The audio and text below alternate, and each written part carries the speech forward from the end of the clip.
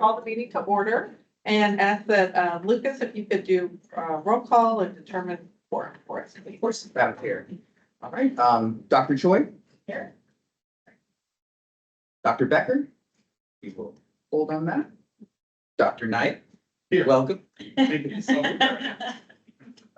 Sonderman? Here.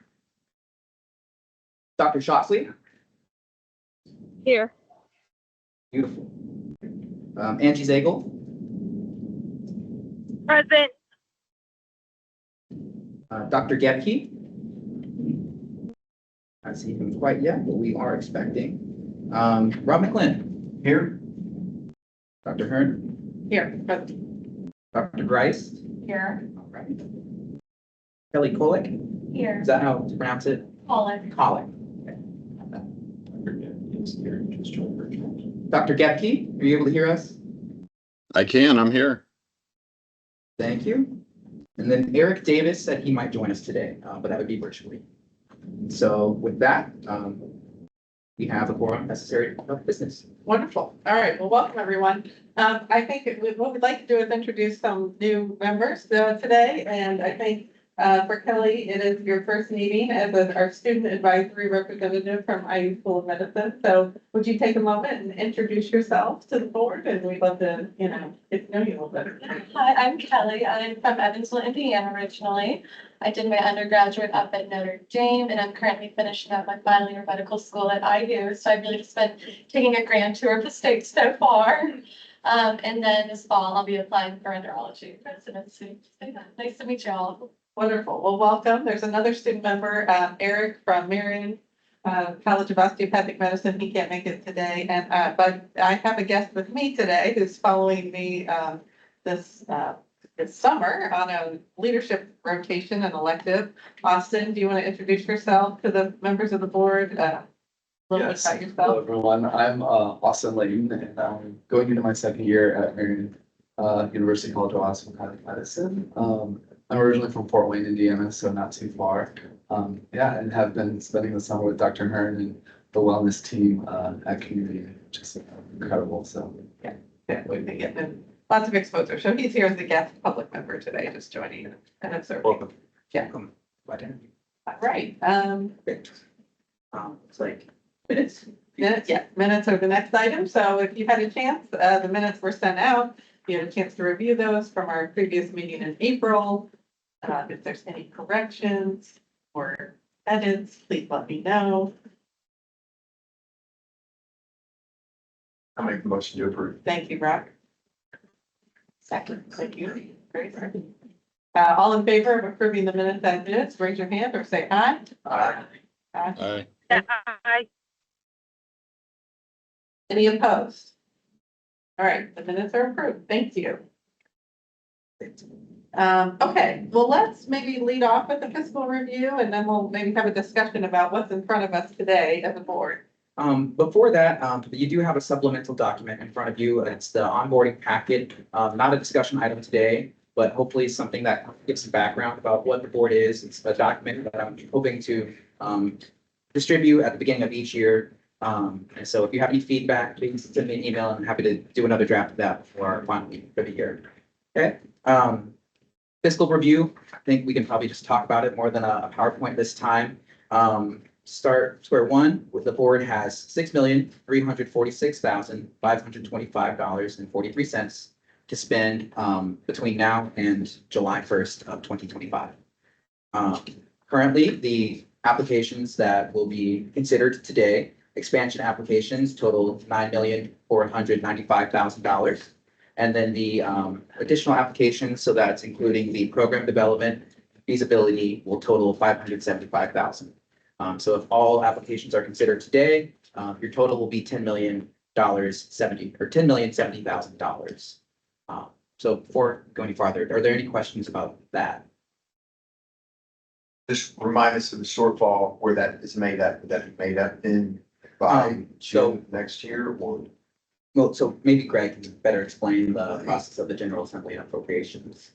Yeah, so what Lucas just described, that $6,346,525.43 is what we currently have in the fund for fiscal year 25, as well as any rollover funding from prior fiscal years. So what Lucas is describing is really a unique situation for the board in which prior to this, there has always been sufficient funding to fund each application, be they expansion, program development, or feasibility that has come to the board. So, we predicted at some point this would happen, and due to this now being a mature program, is kind of where we are. There's a lot of interest across the state. The word has gotten out.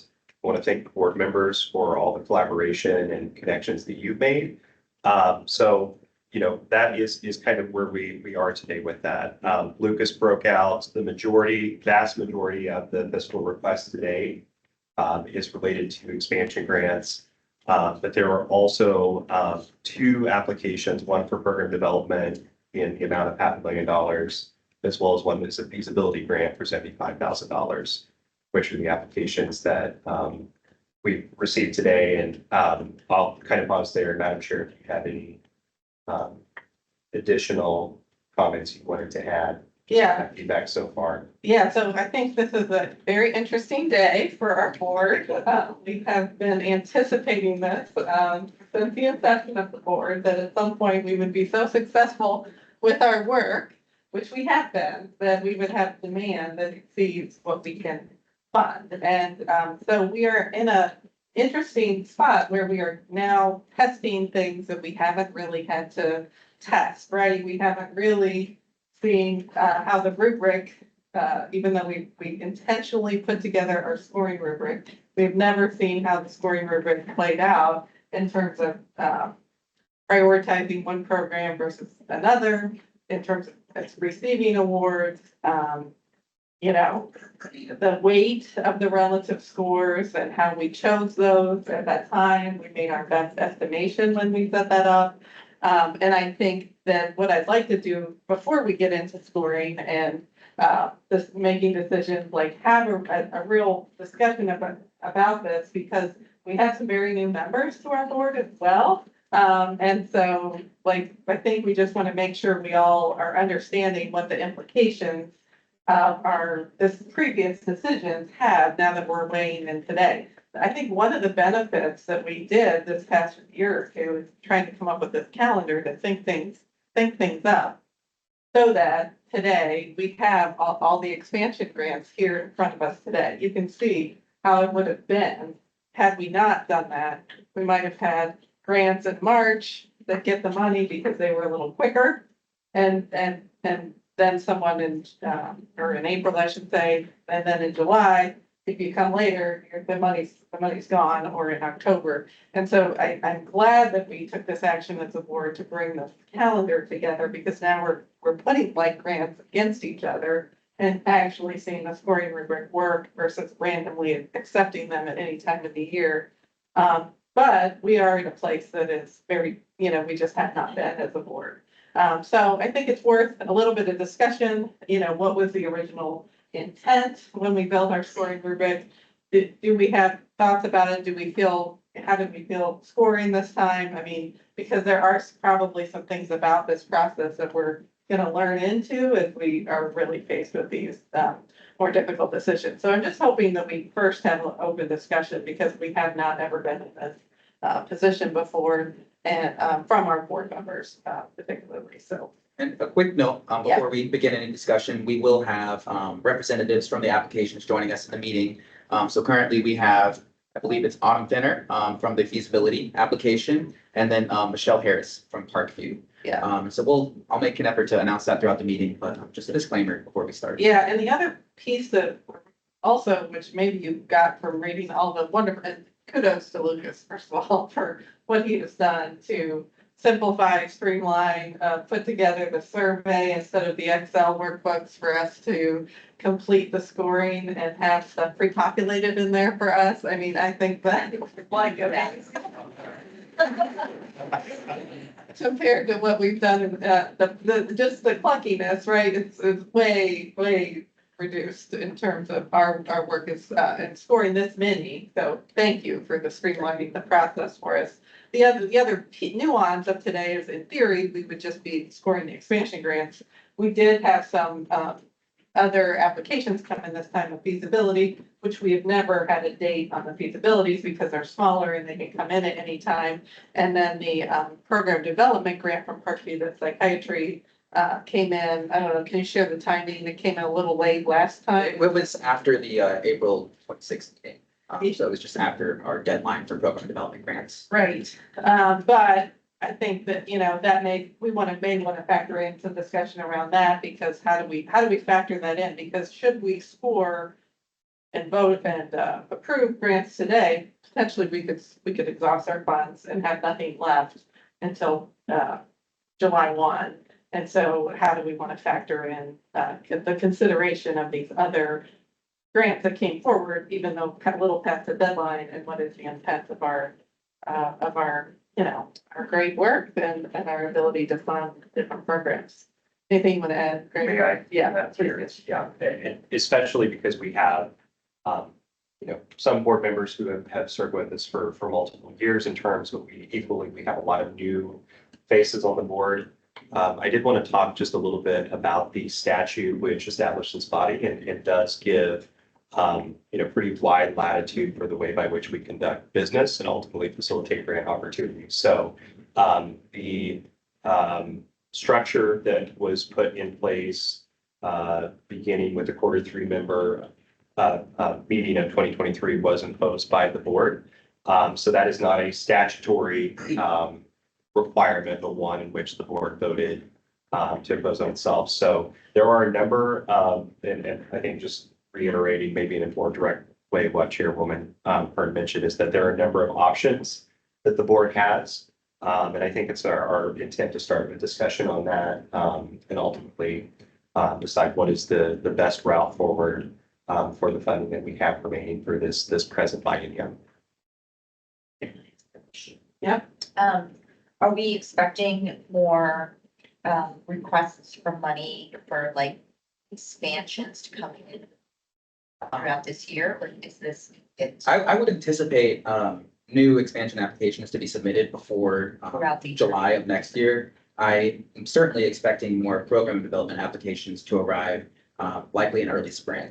Okay. And so that is something to consider today if we were to vote on the program development grant, that it would kind of be just disqualifying those applications until essentially 26. Yeah, and just to kind of loop back on the calendar we imposed on ourselves, the calendar we imposed was in the April meetings that do the development grant, for those like against like, in this meeting for expansion grants, like against like, and then at the Q1, Q4 meetings, be doing reviews of their progress reports that they're sending in to us. So in theory, this is the time to do expansion reviews for this funding cycle up through July 1. I mean, in theory, people could send them, but the way we tried to direct people now was that this would be the time to do it, and then next July would be the next time we'd accept new expansion grants. And then, but if we exhaust all our funds today, and there's people who want to do development next April, Right. we won't have any funds if we exhaust everything today. Can I ask another question? Is $6 million, just because I'm new, lower than we normally get in a fiscal year? Was that unexpected? Yeah, so that's a great question, Dr. Grice. So we actually received about a 50% increase in funding, you know, comparing this biennium compared to last biennium. We were funded at $4 million during fiscal year 22, $5 million during fiscal year 23. Okay. That was expanded, you know, due in part, I'll give credit to Dr. Becker and Dr. Knight for the advocacy that they did at the State House for fiscal years 24 and 25. We received $7 million and $7 million. So we did receive a pretty substantial funding increase. We did advocate for 10 million and 10 million. We didn't quite hit where we wanted, but I think that there's very strong support, obviously from each chamber in the legislature for this program. You know, we stress the success that we've had so far. And I think, you know, although There will be a lot of discussion today based upon the interest that we have. I think that is even more evidence moving forward as we enter the 2025 legislative session, which starts in January, and it's a budget year, to push for, that larger ask that we had during the 2023 session originally. So just a little Okay. background on We're that not seeing a context. trend of less and less. Yeah, in fact, it's the inverse of that. Yeah.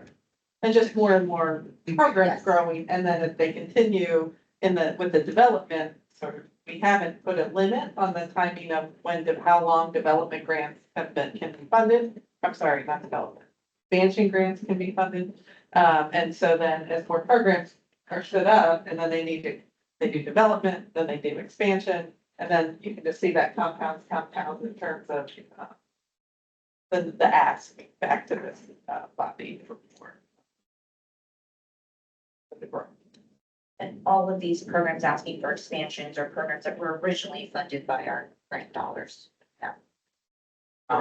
I think, so part of what's happened is, I think there was misunderstanding between the entities that have been awarded expansion grants, that you can apply for more than one for separate programs. And that is essentially, I think, is what's happened today is, just more understanding on the side of the entities or the applicants of what the possibilities are. So I think, depending on how our discussion goes today, if there are any adaptations to the scoring that the board would be interested in the future, there have been committees formed for to formulate our current scoring. So it's definitely something that we can discuss.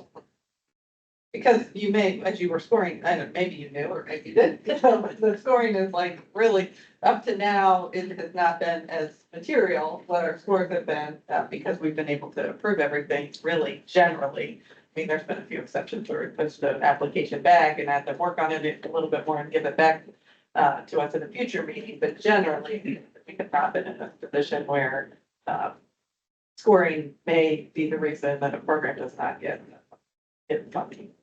Demand is exceeding supply. Correct, and this is a great problem, but we're here at the date we expected. Jen? So you said there's not a policy at this point of how long we would fund expansion, but have the projections, when we approve a program, do we project their 5-year cost overall for years, things like that we can start thinking about budgeting for and. So, when we look, so the fund that, we listed off at the beginning today, the 6.3 million is unencumbered funds. And so the way that we've kind of calculated everything, we look at the full cost and subtract that out of our unencumbered funds. So, the applications you're looking at today, that is for the full cost of those 4 years. So that's what we'll be voting on today. And so, those programs will be paid for in their entirety. And so the next round would be for a brand new cohort, I guess to say. Does that make sense? Maybe. Okay. Yeah, For my clarity too, I think to that, the 10 million that you speak to, if we were to approve that today, all those slots, the 10 million is for the 4-year period, right? Or whatever That's not listed. that's not the annual obligation. Is it, or is it? It's the sum of the however many years. Of the number of years. So I The believe From a that, cash flow standpoint, correct.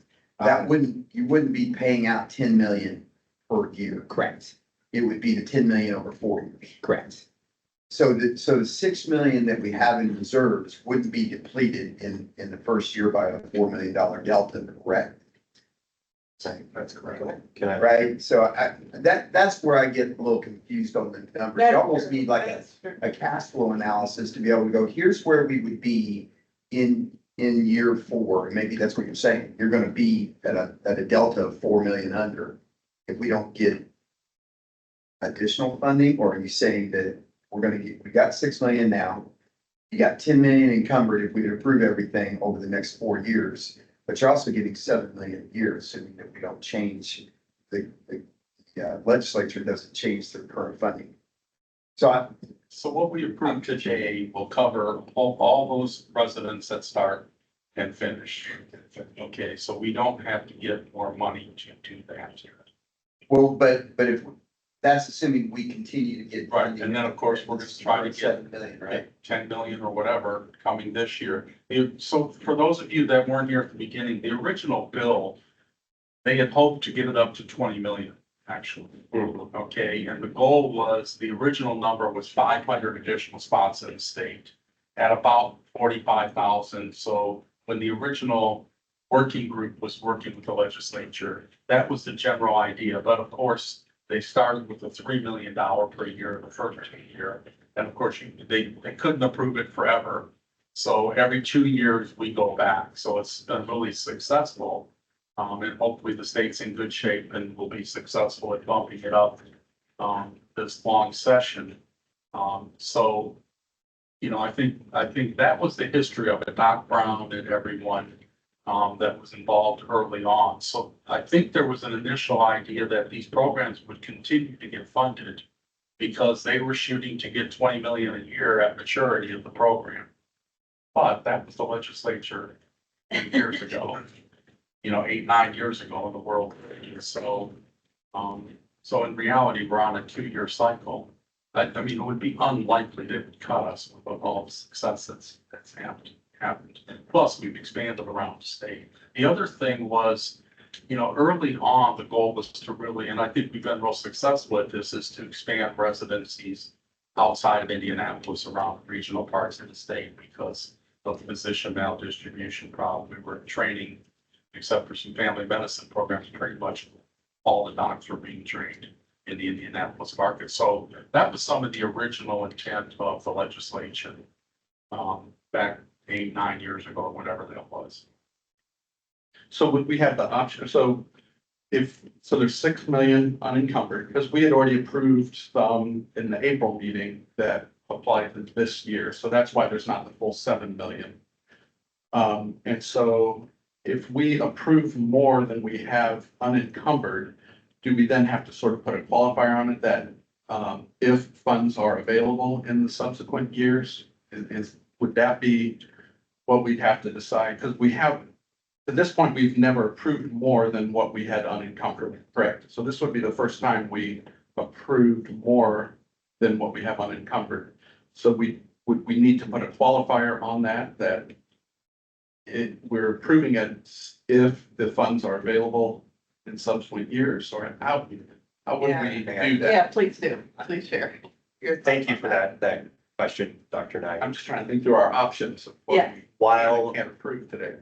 While that option could exist, staff would recommend against that, just in, you know, as a funder, you know, we can assume that the General Assembly, because of the strong support we have, will continue to invest in this program. But as a funder, you know, we're not able to run on assumption alone. So staff would recommend against funding beyond the unencumbered funds, the 6.3 million that Lucas mentioned, which the board currently has. And so, yeah, Dr. Sonderman and Mr. McLean, to your comments a moment ago, you know, these expansion grants, depending on the specialty, run 3, 4, 5 years. And so what Lucas, much better than I have ever done, is projecting fiscal years, what those encumbrances are, and ultimately deducting that from the balance of unencumbered funding that the board has available. So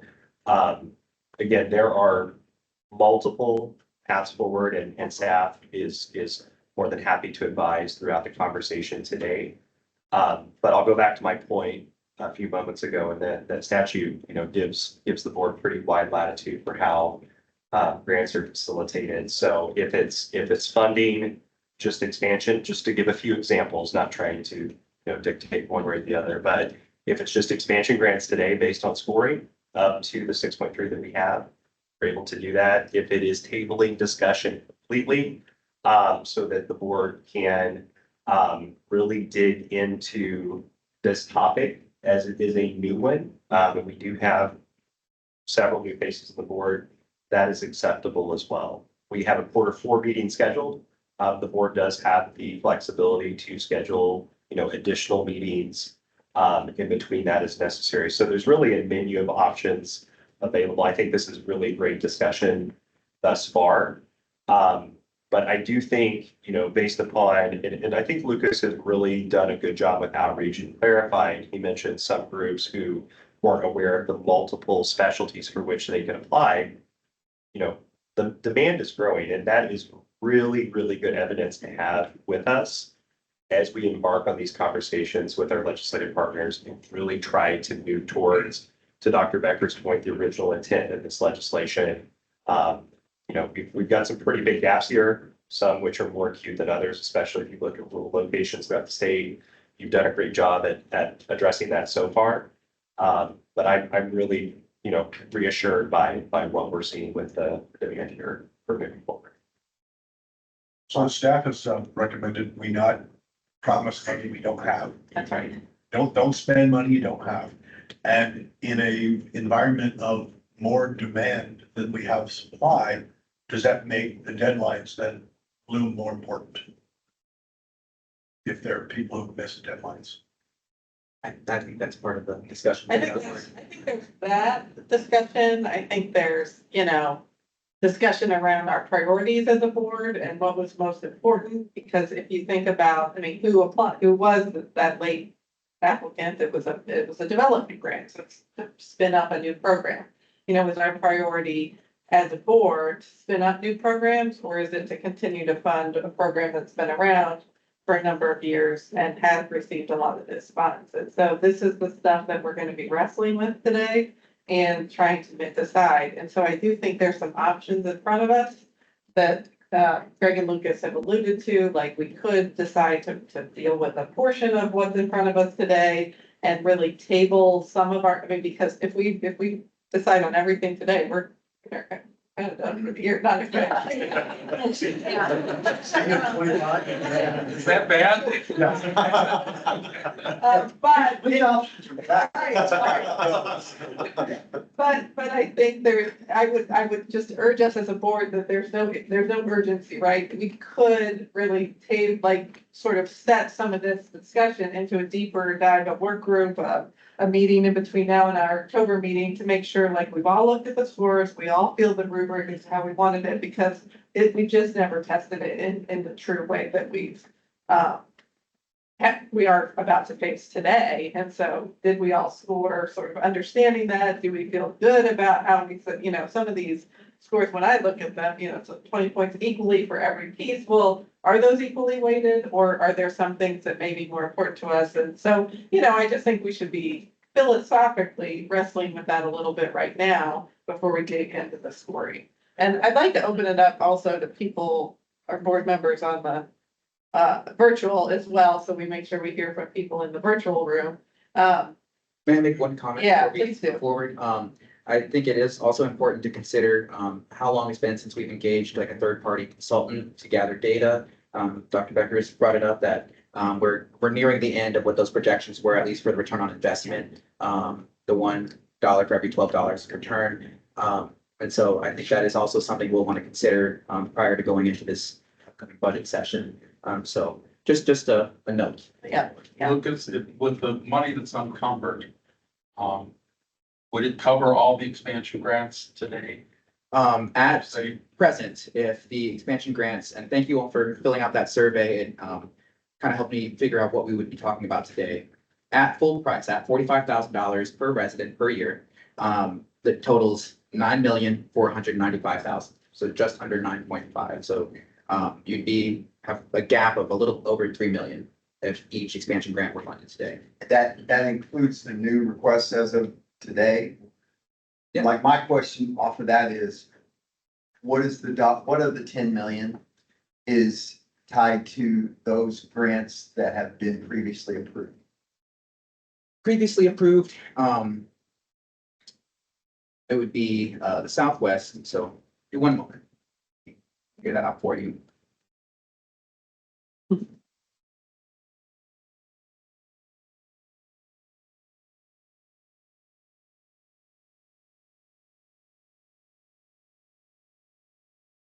When you say previously approved, you mean have previous. received Previous All applicants. the things prior to the new requests, right? Okay. All the ones that we've already said we will support. My understanding, and I can do it, check this before we continue the discussion, but my understanding at the moment is 5,940,000 would be the sum at full funding for those programs. But if we We have enough to basically cover those right now. if that, yeah, that's how much the board. So we have. Wait, clarify that for me, cover the ones that are, That have been funded previously. that have been funded previously. And you also should be able to see that in the application summaries. So as we continue the discussion, I'll go in here and kind of just make sure that that's the correct number. But that's my estimate.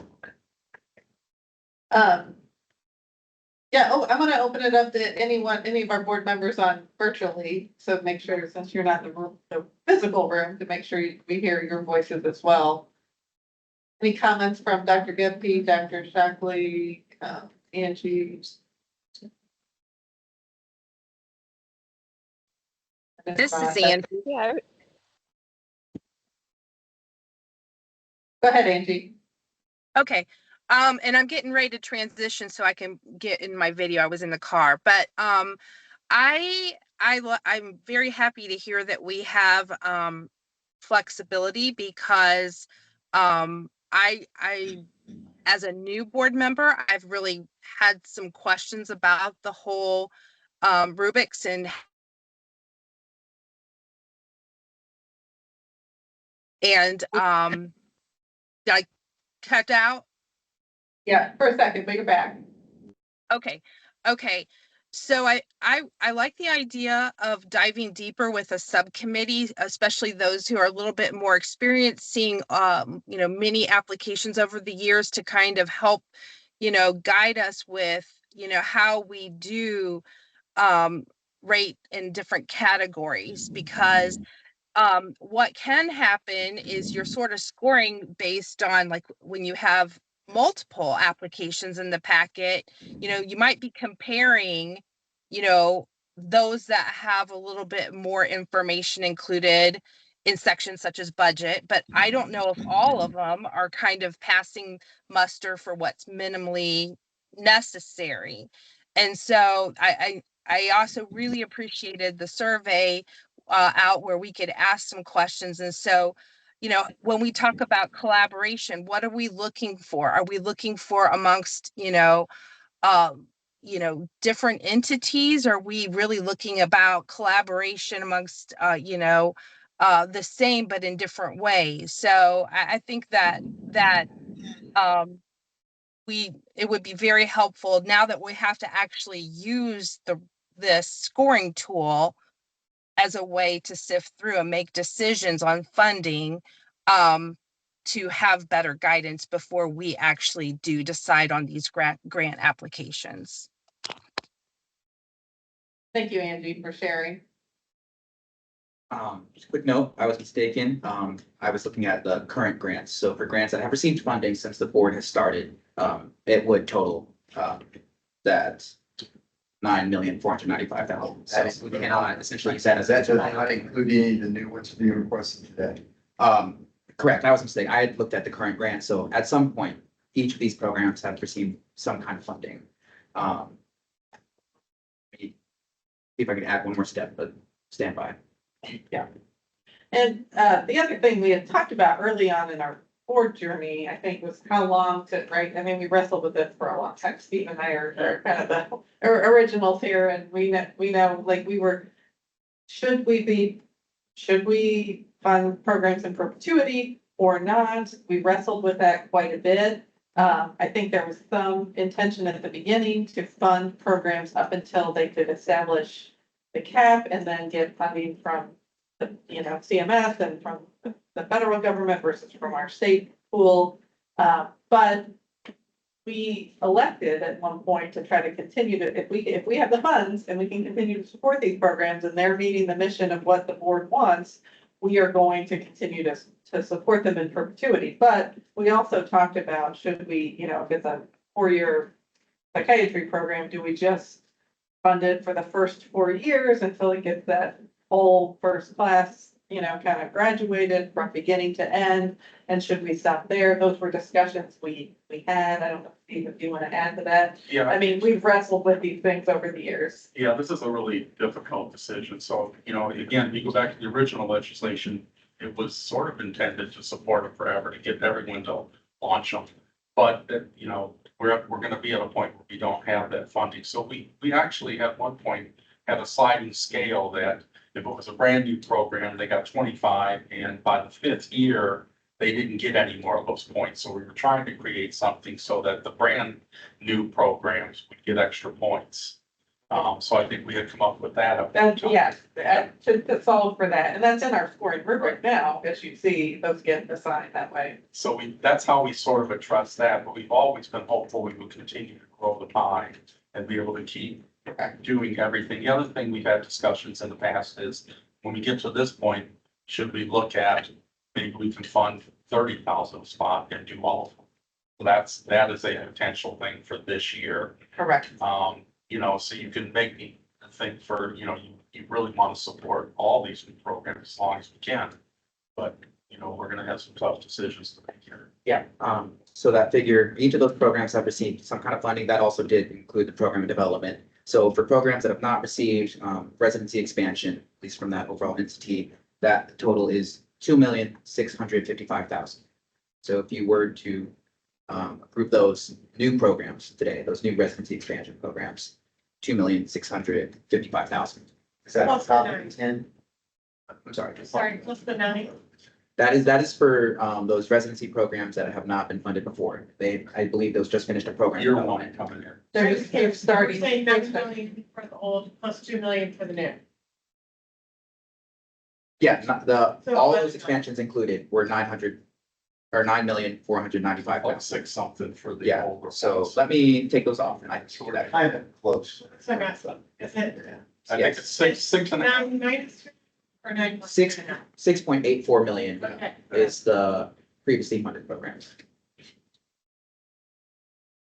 And This is one Rachel last, Shockley. Go ahead, Rachel. Yeah, just wanted to comment here from the outside a little bit. I don't see the rush for us to make a huge decision because I think this is a big decision with impact. I'd be really interested in us kind of going offline, doing some further study on this. I'm strongly in favor of new development grants. To me, that was kind of purpose that I've seen over the years. And then maybe thinking about, are there other ways to try to equitably distribute this now that we are at the point that we've kind of hit our max? Yeah, no, thank you for sharing your perspective on that, Rachel. Jen? Yeah, I have just 2 thoughts. One is I think that a lot of places that have a cap already are the places that have actually some educational opportunity outside some of the primary care specialties that we may have a shortage in statewide. And so some of my thought is potentially, you know, like Mark, you and some others have probably had a cap established, and as they want to expand, then they're gonna need some of this funding. Same with Ascension Evansville, things like that. So I think somehow we have to account for that a little bit. And the other thing, as we engage a third party, potentially, it would be really great to have a bit of a workforce overview and some identification of workforce need, because I think specialty wise, I think we have shortages in a lot of specialties that potentially this could address in addition to some of the. Just mention that. can I ask one more question and then I'll shut up? Yeah. Sorry. The 10 million for SEGVs is for the full years of the programs, right? So if it's 3, if it's 4, if it's 5. Let's use 4 as an average. So did that mean that our cash flow off that 10 million over 4 years is 2.5 million a year? Yes, that would be the, So we got 6 million in the bank. And you're gonna spend 2.5 million a year of that? You've got 2.5 years worth of cash flow? But do we have grants that last year we approved that are then moving forward, right? Because what I'm trying to get at is, are we always gonna be upside down when you look at it the way you're looking at it? I've got 6 million in the bank with no consideration given over the, maybe you have. On the 6 million, is that inclusive of the upcoming 4 years? The 6 million is free from any previously committed Okay. grants, so. You got 6 million here, Mhm. you're spending 2.5 million a year with the expectation, I know it's just an expectation, but an expectation of every July getting another 7 million. So you're never, if, as long as you get that, get it. Yeah, that's. As long as you get that, you're always gonna have your 6 million plus a little bit more, depending on what we end up spending, right? So that balance is always gonna grow. Right, and that's kind of what the point I was getting to was if we want to approve it, I think it's important that people know that we've approved 10 million, but we only have 6 million and they may not actually get If it. they, yeah, so if they may not don't, Actually get then it. you're limited to 2.5 years worth of funding. The way we've done it before is you get it, you're guaranteed because that money is pulled out and set aside for future years. Yes. So it's just that there's a, Yeah, that's a Yeah, that's a fundamental tough one. question there. are we at the end of is the 2-year ending? The 2-year, The second feds is ending June 30? June 30th, yeah, this is this Okay. second fiscal year at this Right. point. That started, we're in the first month of the year. Right. It's like- So we're gonna have to go to the legislature for an ask for the July 1, 2025, and those 2 years. Which is a good position to be in, we don't. Correct, we're gonna be able to have a full story, that's enough money Guaranteed 1 more year of the 7 million. Correct, Yes. this current year, and we only have 6 million of it We left. already got it We're in last the year. final round of the guarantees in the round. So, yeah, we just have to decide whether you basically have 2, maybe 2.5 years worth of funding if you don't get any more monies. If we were to spend the entire 10 million. So you could say for all these expansion grants, we're gonna do 2 years of each one of them. We have enough unencumbered money. Right. And that, depending on what we get legislatively, you may be able to come back. Yeah, And so that is another, there's all kinds of options. There's a lot of that. Right. and I think that's important. Right. Try to look But at. I'm with you, it'd be nice to say yes to everybody. Right. Mhm. However, you're not getting quite as much. There will be a caveat. That you're. And you can do that as we give 45,000 for 2 years versus 30,000 for The a whole time, cycle over 3. Yeah. right. Would it be better, given those two options, to And do a shorter duration But I guess my question would versus be, a lower amount per resident? can for that the number whole even, duration? can that number even be adjusted pending another 2-year approval at the budget level? Like if you were to get, so we're basing all this on the assumption we're getting nothing as of July 1 of 25. If we were to get another 2 years, so then you wouldn't, then you're gonna have a pretty large balance with a declining payment because you're gonna drop it from 45 to 20, whatever the number is. It just seems like there's some caveats in there that we need to make some decisions on as to here's what we're willing to approve pending budget approval for the next 2 years. Yeah, and this, I may not even have this right in my own head either, but next year, these same programs can come back with the same ask. for the new cohort. For the class right behind, they go out for 4 years too. So I think It's like you have several. if you pull from next year's fund, then you're pulling from the fund that is gonna be that next ask for next year's class that starts. Am I right? In that, people, Which is why we've historically only right, Fund up to. Which is- granted funds out of the unencumbered, so Correct. that we weren't sort of mortgaging. Correct. You know, correct, because there's a new class right behind Right. for all of these programs that are gonna come back next year and be here at our next July meeting. And a reference, because the feedback in the survey was pretty much split down the middle. If the board did decide to decrease the funding for each resident by half to 22,500 each year, all programs included would total $4,747,500. So if the board wanted to approve every program at a diminished amount, that's just an example of what that cost would be at half. We could pick 30 or something, if Right. there's a little bit more funds or whatever. Throw a number in. Yeah. Right, We all seem to have an appetite, there's a lot of detail that we want, answered. If we did table these requests pending putting together a work group ostensibly, we would, at our last meeting of the year, we would be looking at this, Tricia, is that right? I mean, I think we should, right? These programs need an answer on what they're gonna get.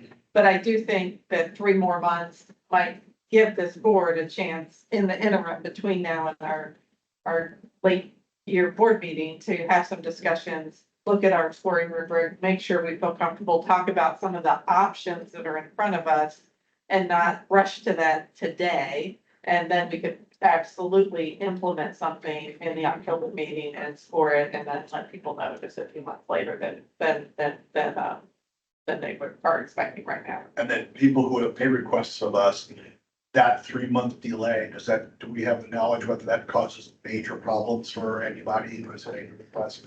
I would need to reach out to Okay. the institutions and find out.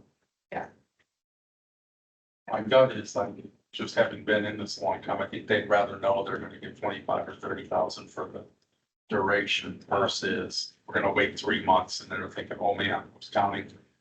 You know, so. Yeah, it's hard to plan. Yeah, whereas this way, we know we can do 25 or whatever we decide that we have enough money for, so they can count that into their planning and budget. And then next year, depending how much we get, we can make the decision to try to go back up. I mean, have you put together sort of some recommended ideas or different types of, I don't expect that you already have, but I mean, we're coming up with all these ideas. Team has got 18 different options. Yeah. You run this through ChatGPT. I have, but I think it is important that, it's up to the discretion of the board. I've had a lot of time to sit with this. And I think it would be appropriate before I voiced any of those opinions to sit down and just look at more of the data. And I can put together a projection of like on these applications, when were they first started? Things like that, in a short, similar to what you have in your application summaries, which might be additional help with the scoring. Yeah, I mean, I think there's some benefits, right? I hear some urgency around like, oh, we want them to know and we want to give them information so they know they can work and build from what their budgets. I totally hear that.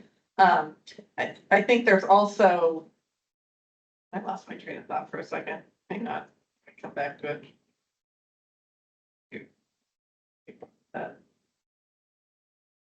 Well, I'll have to wait a second. No, you got it. It'll pop back. Your grand overview of the 10 million that you sent to us earlier, that is inclusive of all the ones that we're currently funding. Right, Yes. so the Parkviews, Northwest, the Porter, the Sigmax, the Union, the Park, yeah. Those are the only ones that right now we are funding. They comprise the 10.07. That is, and programs that we have not. So the Right. ones that we have And not. inclusive of the ones that are being requested now. Yeah. I got you. Yeah. And that 10.07 is for 4 years. It ranges, so, 3 to 3 5. to 5. Yeah. Right. I'm sorry. I'm making it too easy. yep, correct, Yeah. 3 to 5. Okay. Yeah, go ahead, Rob. Well, I'm just saying, and that again, am I too simplistic in saying then that 10 million over whatever that average number of years is how you come up with an average annual cash outflow? Correct. That is right, correct? So when you make your assumptions on whether funding is going to continue or not, then that annual cash flow will be impacted by how much you're getting in funding. Yeah, so, and this is the layout that kind of looked at, it was also in that workbook, so, we'll use the one that I had a typo on, as an example. The, Family Medicine, Southwest GME, 675,000, it's 3 years for 5 residents, 15 residents, each year.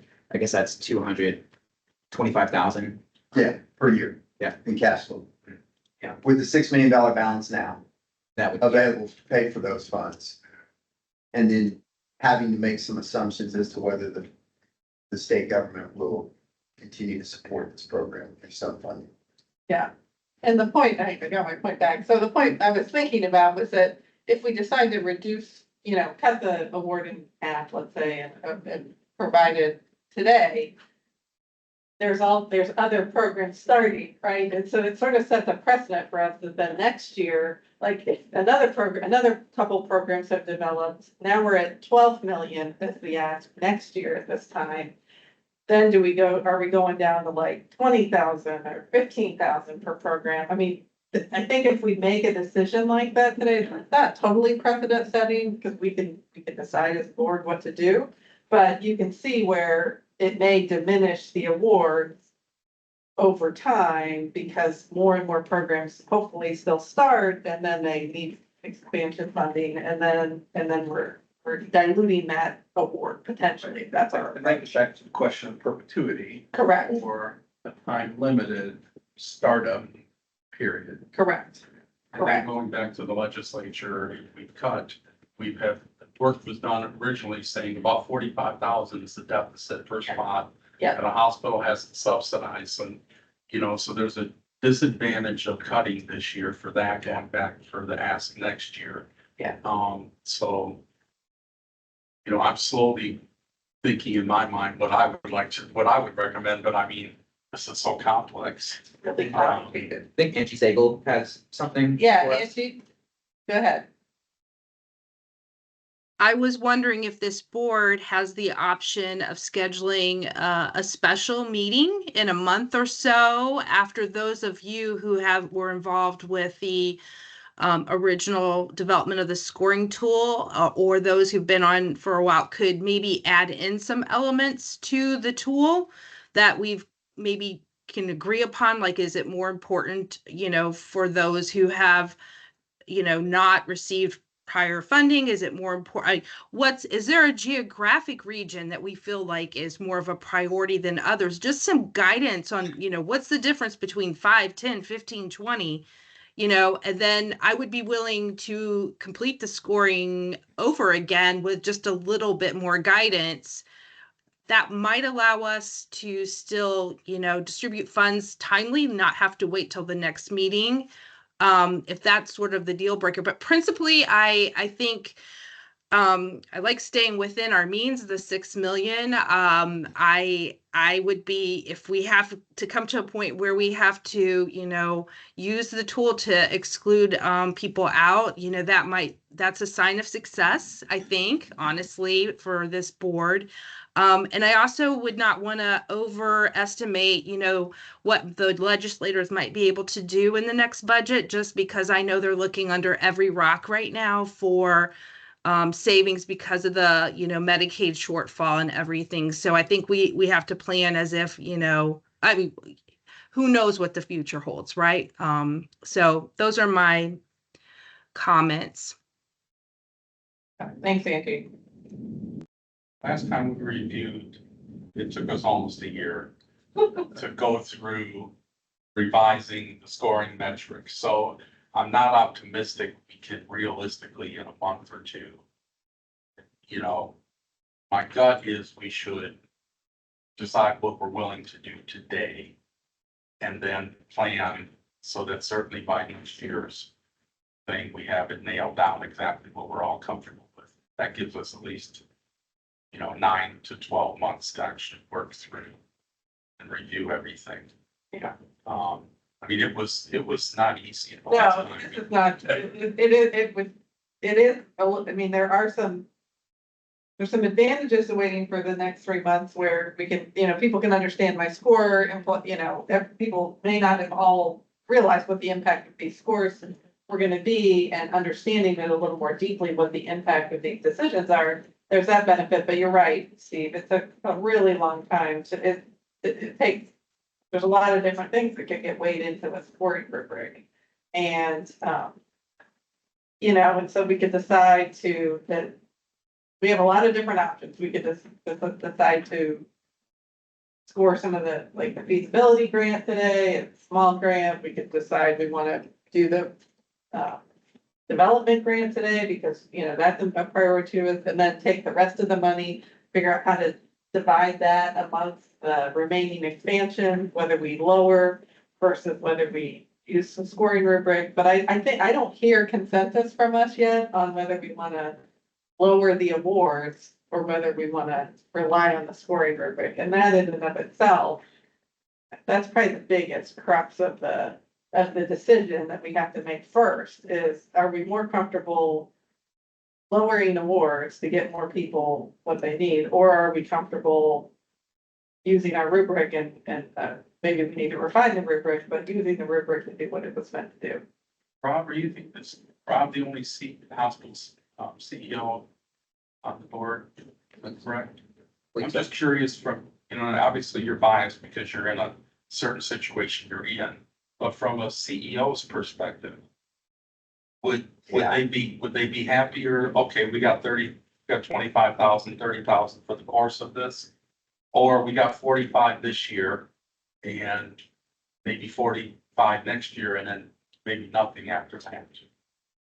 That's tough, because where I would initially stand would be if we were in and obligated for the 45, which we baked into our program, which right now is as Steve said, really kind of helping us cover our costs. Internal medicine is not exactly making oozing money. So it helps us cover costs. If you cut that, then I have another loss leader as a healthcare executive, and I can't afford to have any more healthcare leaders. So it would turn us into a program that if that funding continues to go down, then I have to make a decision where I can stay in it. And I would hate that, because it has been a phenomenal program and it has been really helpful to be able to keep those residents, doctors here in our communities. So my selfish recommendation would have been that we fund up to where we have funds available.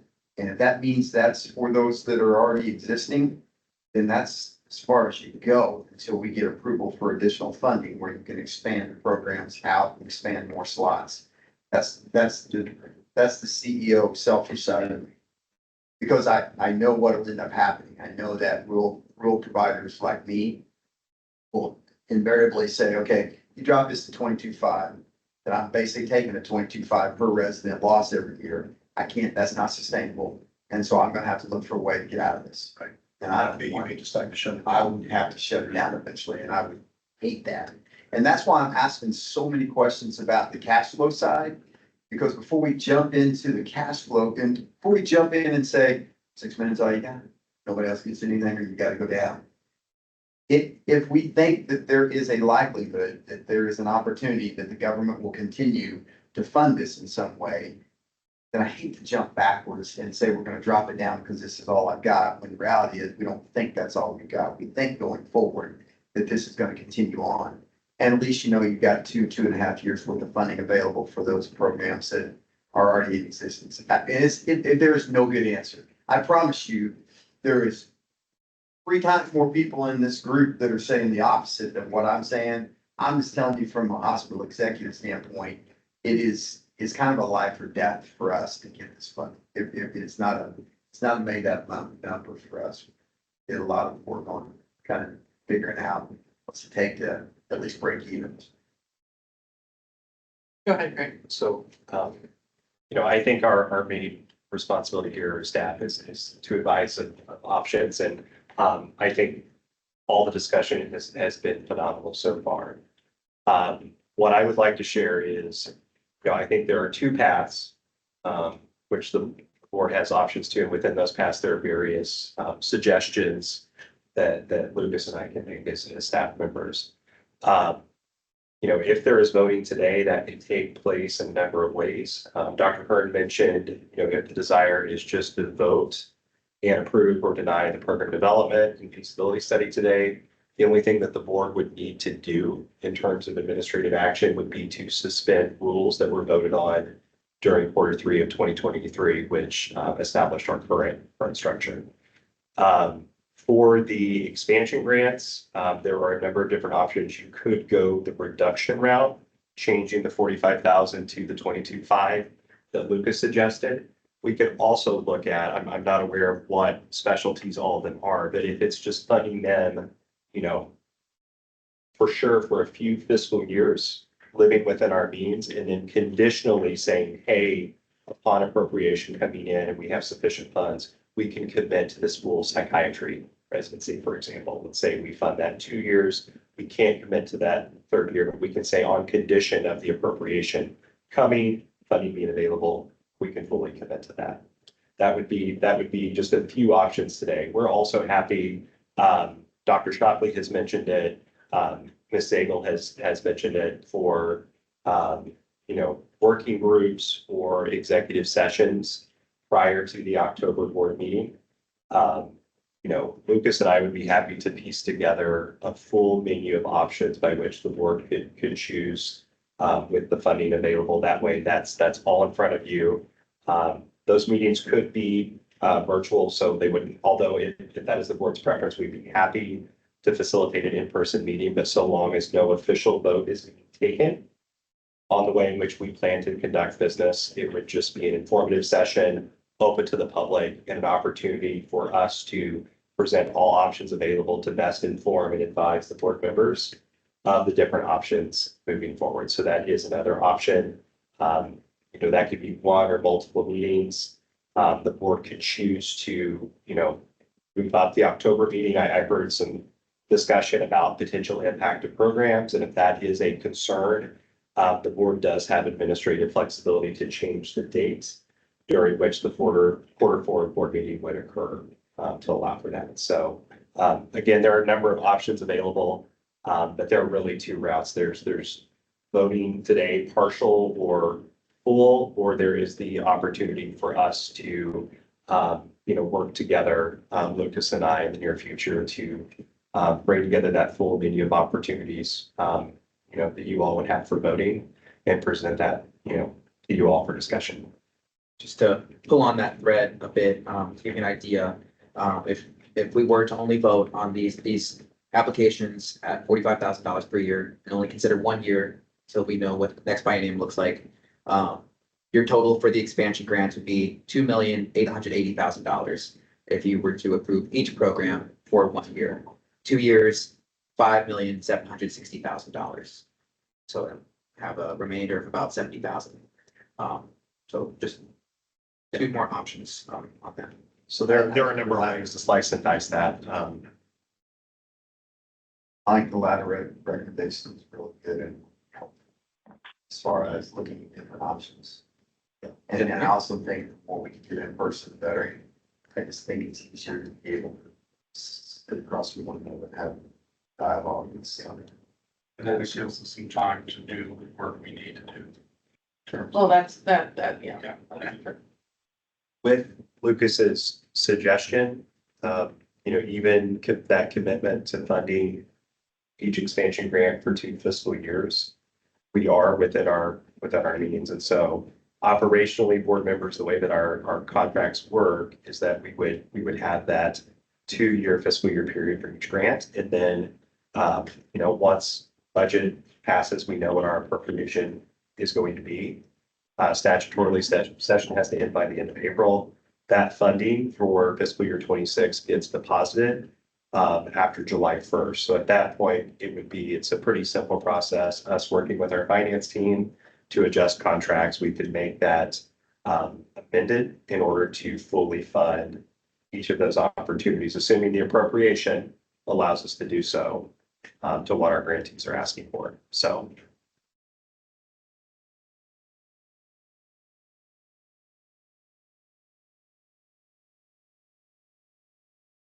Reflections or comments from anyone? This is a lot to digest. This is so much to digest. I'm just like my head is spinning. Yeah, especially for somebody that's new to the board. Right. Yeah. Right, we've been here, Steve and I have been here the longest, and my head is still spinning, and I just want to make sure we feel really good about the direction we take, because I do think this is a little bit, that we're just, it's new territory, it's a precedent, it's gonna create some precedent for us as a board. And, even though we don't have to stick with our plan, I think this year is maybe a good time to really reevaluate the scoring rubric, the intention, how we're gonna deal with these situations of scarcity resources. But Just for reference, the application summaries that you all received, those left-hand columns have hyperlinks in them. And so that should direct you to the pages that I am using to find those scores. And so Match Catch AI is one of them that looks at nationally the different residency programs, and it pulls data from ACGME, the Match, several other entities. And so that's part of how we got the score in terms of like density of programs or an IE program. I know there were some questions about that. And then the Robert J. Woods Foundation, when we think about more rural areas, that data is lagging a bit. It's from, I believe it's 2022, I believe is what it has listed on there.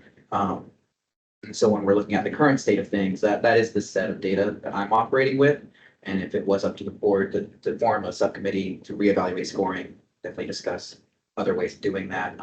A lot of that was brought on to me by Linda Ratcher. It was incredibly helpful. So just another note. Yeah, and as I'm listening to the conversation, trying to digest it, it seems like we have two big options today. Well, and please correct me if I'm not, because there are still more options, obviously. But we could go down the route Lucas just described of funding for the 2 years at the full amount, any grants that we feel are meet the criteria. The other option that I'm hearing a fair amount of support for is the pausing and giving, some interim time between now and the October meeting. Understanding Steve's point is a good one about, it's hard to like totally wrap this up in a bow in a short amount of time, but it could allow for some deeper conversations, looking at the rubric, thinking about it. But, so I hear those, the two top options that are on the table now. I kind of like to hear, from everyone what your thoughts are, but am I off base in that assessment? Yeah. I kind of feel like I think both can be on the table at the same time, to be honest. Okay. Because I really feel like I hear Rob's point, and probably the other hospital systems are gonna be the same boat, where they're kind of counting on X dollars for this year, and we need to go to the table and talk about scoring. The other thing as we go to the table and talk about scoring, I would be in favor of naming this a continuation grant and not a new expansion grant, because it's, in my mind, continuing to fund the programs that we started and not taking a program that's set at 5 per year and expanding to 6 residents in the class, that kind of thing. So in my mind, I feel like we're actually not talking about expansion, we're talking about expansion. So, and it would just clarify as a new member of the board what the world meant. Yeah, and in the past, we did do some expansion, some true expansion, take existing programs and went from a class of 6 to 8. Right. We did do that. It's been a minute since we've had an application like that. But you're right, it is. Right. But for continuation, then you almost need a little bit different data. It's about residence performance, it's about faculty performance, it's about that kind of, it's about where your dollars are coming from, how many slots you have in your cap and things like that. And that's gonna maybe help support our decision on how long we continue. So you call it expansion grant for the first 5 years, and then it becomes a continuation. Immediately. Sure. Then- Yeah. A note with that, that is why I brought up engaging a third party for data. Just considering my bandwidth, transparency, I now get to facilitate the events here at the commission. And so I'm not able to dedicate full time to GME. And so just something else to think about if we are wanting to pursue that data, what realistically are we able to achieve internally? Well, that's just unacceptable, Lucas. I'm not sleeping. Think about this We're all more every day. The institution should be able to also provide some of that. So, yeah. I think, that yeah. would be helpful for. Definitely. I think the board does have some gravity to use to request information like that. I guess to answer Dr. Becker's question, that's kind of what I spend more of my time thinking about. At least. Well, and really, it's a good segue into what we set up for our next quarter meeting, actually. Our next quarter meeting is supposed to be the surveys that a small worker develops that are progress reports, because we really got, historically, I think the progress reports from the programs back to the board were limited in terms, Ted just had can, and we sometimes got progress reports back. But what we had a year or so ago was a small worker come up with a simple progress report that we could get, and we could relook at that as we're thinking about what data do we need from the programs to know whether to continue them. And we were gonna do a quick, there's an Alchemer survey, right, to send to the programs that are asking for expansion and, what's your accreditation, how many residents, what are your barriers, it's a simple almost like a 1-page survey, but we do not have progress reports that have come in consistently, but this was our attempt to start to get a very simple but consistent process, and then ideally, our Q4 meeting would be reviewing the state of all these programs because we've mostly been thinking about awarding grants on this board body and not so much how are these programs doing. So I can make sure I understood it correctly. So we do have monies available if we would approve every expansion grant application in front of us today. We have money for that. 2 years, for 2 years. For 1 or 2 years, correct. You would have 2 years. about $70,000 excess if you awarded 2 years worth of funding. How much excess? I'm sorry. Around $70,000. Almost enough for the feasibility study, but not quite. It's a new, Not enough to fund those additional grants. If we could want to consider that, entertain that today. and I do believe that it's not either or, it's both and, you know, considering this, and then, of course, the work group to really plot our course going forward. Yeah.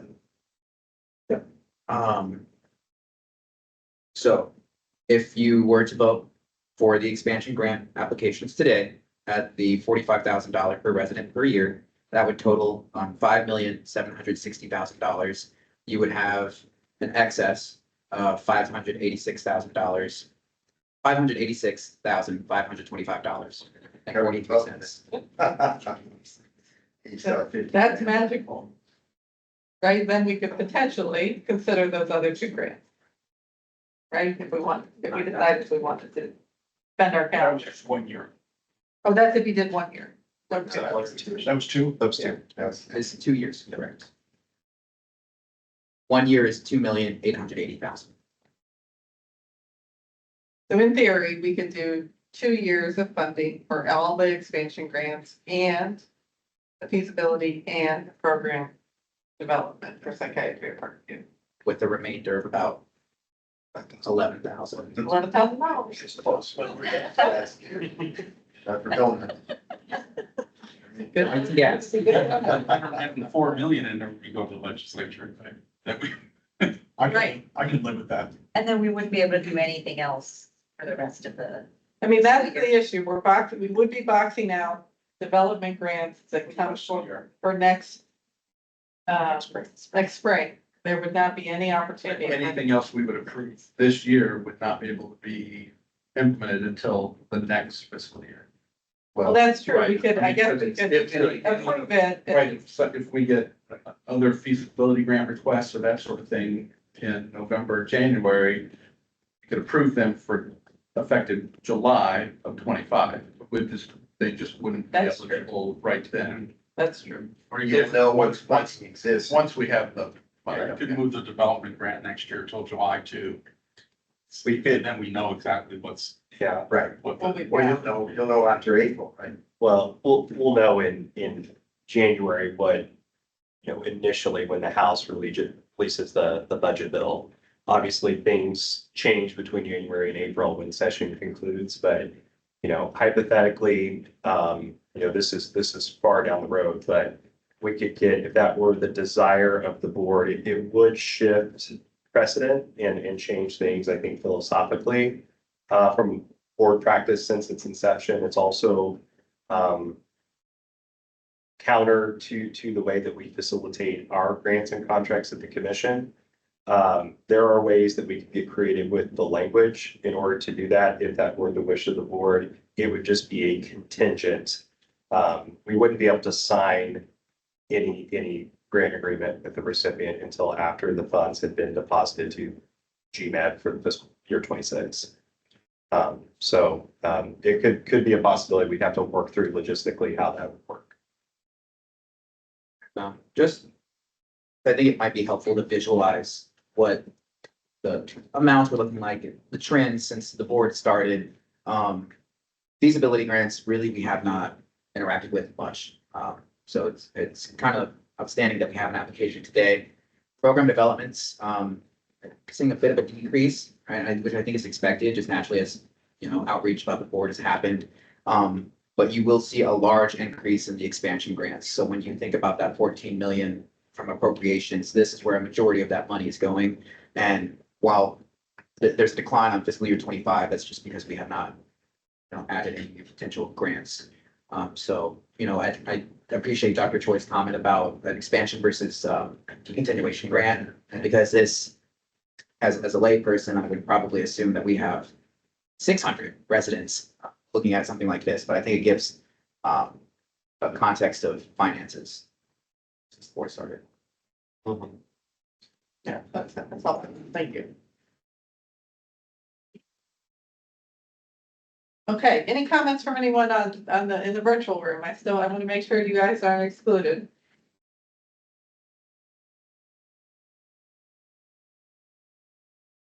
Yeah, thanks for the call out.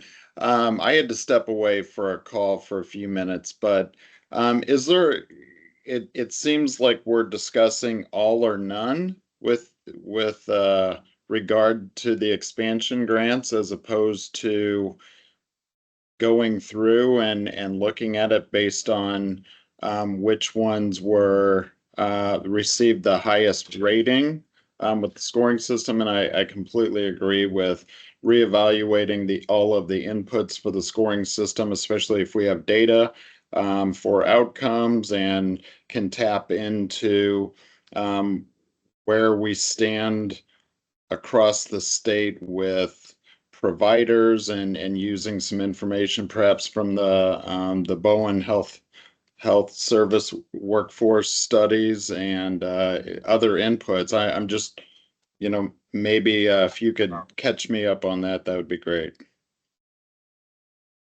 Go ahead. So definitely the Bowen Center, I have a good amount of data from them. I guess anecdotally, just to kind of understand the landscape of GME.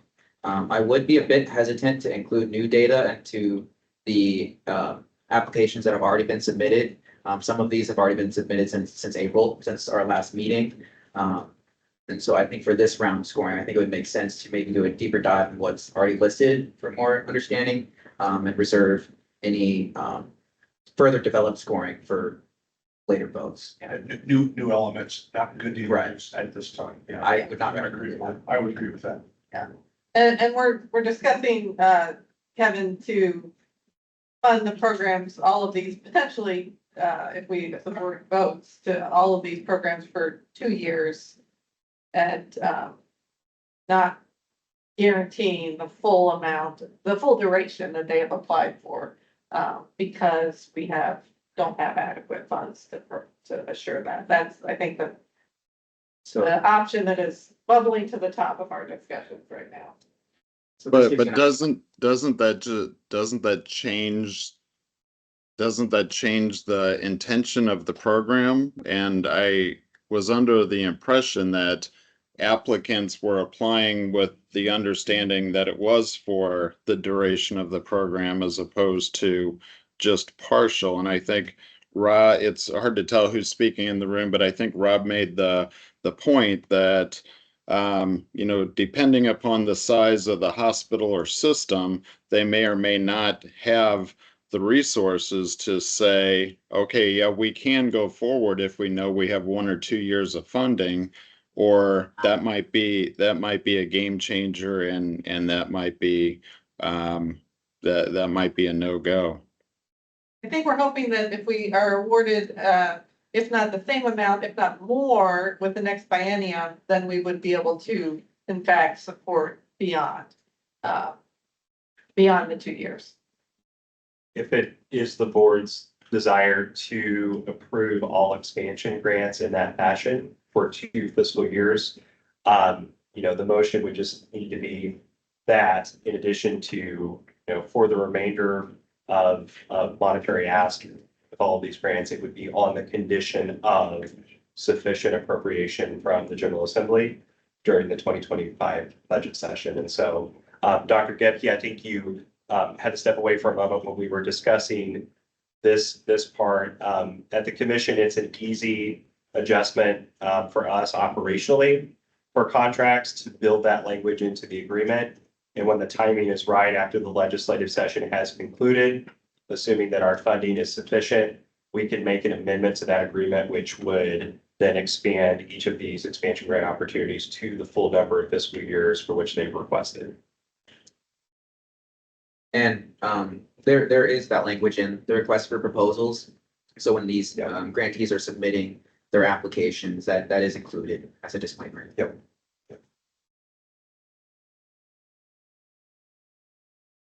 So should the board want to move in that direction, do we need to, should we just go ahead and address these individually?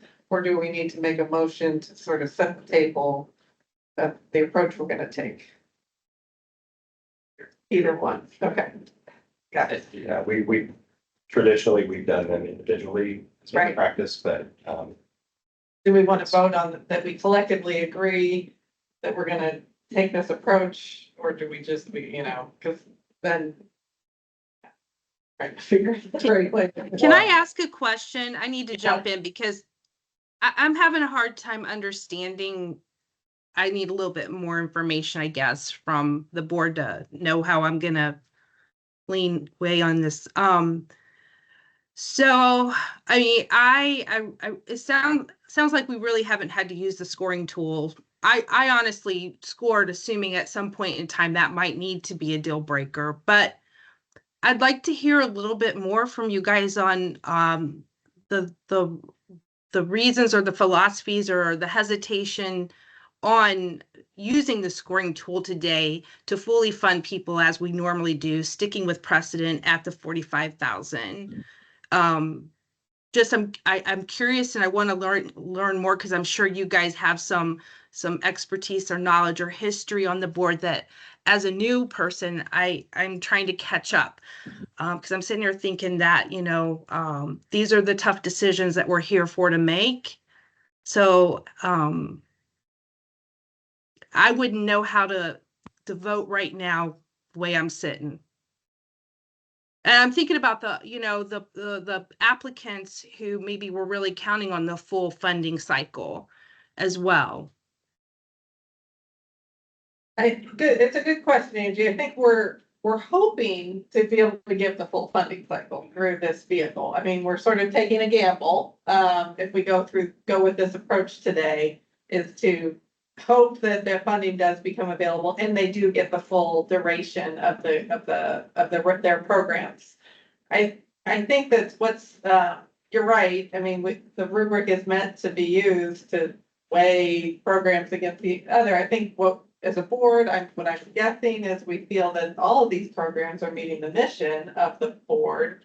And if there's a way to provide funding that will not disrupt a program or make a hospital system consider closing or reducing one of these programs, then that would be our preference in order to sustain the continued existence of all these programs while also hopefully continuing to develop new programs or explore the feasibility of a program in an area we haven't yet considered.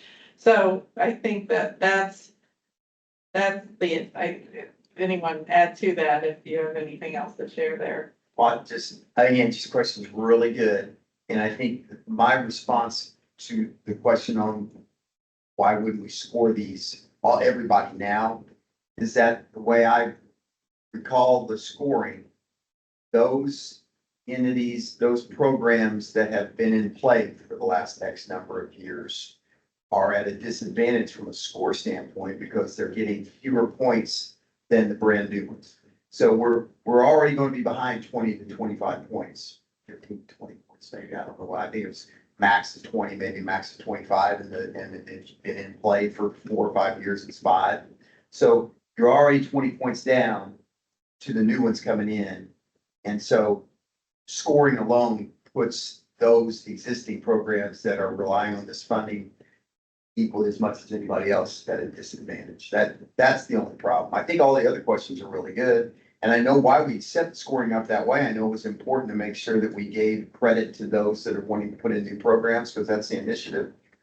But the existing programs are in it for an equal reason. So being disadvantaged by those lower points because of your tenure is a problem for for the ones that are relying on those monies. And it was intentional when we did set it up, that was a way that we thought, if limited resources, we want to keep people coming into the pipeline, creating more programs. And so there was intention around it. But we all know what the health systems are facing these days and how difficult it is to think you're getting funding and then not. And what that may do to a program's existence or size or ability to continue it in the same fashion. So this is really hard. Great Yeah, questions. it's really hard discussion. I feel like just from a new member in my second meeting, just sort of feeling like, yeah, you're sort of at this crossroads that you knew was coming, but it's just now arrived and the board may have to really redefine what is the purpose. Is the purpose to, support programs that we've hoped to set up? Or is it to continue to build new programs potentially at the expense of other programs? And in addition, it does look like, I mean, we can certainly do this now because we aren't sure what direction to take and we don't want to fail anybody we, supported in the past, but potentially we also need to evaluate that scoring rubric and understand how we're going to deal with this into the future, because it's just going to keep coming up over and over again. 100%, yeah. And I don't think we thought about that issue that we're, like, if you continue to fund new, you may close old. Yeah, yeah. That we really never had a robust discussion around. But I think that's what we're sort of like, Kind of where we are. that's kind of where, what you're faced with. Yeah, our redefinition may be we're a helping hand for a certain number of years. Correct. And you would know that going in, that, well, we have this funding for X amount of time, but it may not go on for perpetuity. Yeah. So there are some big. I mean, if that's There's a big. what you want to do, That's what just makes it set up new programs, but not support existing. And I don't know if that's really.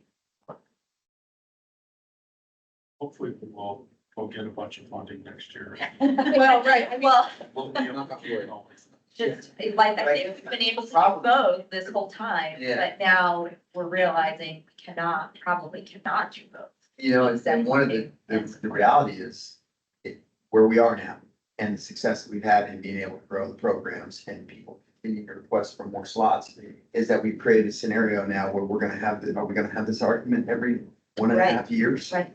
Because you're still gonna be reliant on the state to approve the next 2 years and then the next 2 years and the next. So I hate that we're in that, it's good that we're in that spot, but it puts those that were the originators in a tenuous position, constantly going, okay, what are we gonna get for the next 2 years? I would rather, to one of the requests up there, I would rather go with the scenario that I know I'm getting full funding for 2 years. So that I've got plans that I can plan ahead 2 years to say, okay, I've got funding for these 2 years. Once I find out in 6-9 months that I'm going to either have additional funding or not, then I've got a 1.5 year window to be able to adapt to, can I afford to stay in or do I need to get out? As opposed to, hey, I'm just gonna cut it now. And I'm gonna do everything in half, then I know I can. Maybe every year, the board decides we're gonna set aside this percent for new programs, this percent for feasibility, and this percent to fund expansion, so that we understand, and then we have a scoring system for each one of those pieces. And then, if we only have so much money to support expansion or continuing, then some years that number might have to fluctuate. we're gonna say something.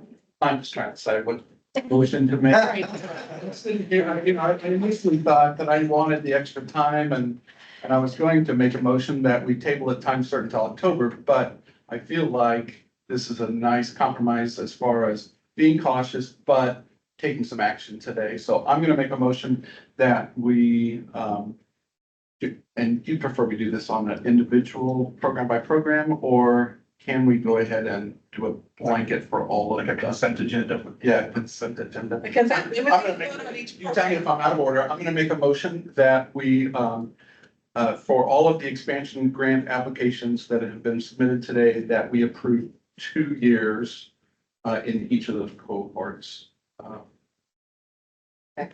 I'll just stop with that. I second it. Any discussion? Discussion, Matt? Discussion. Any discussion?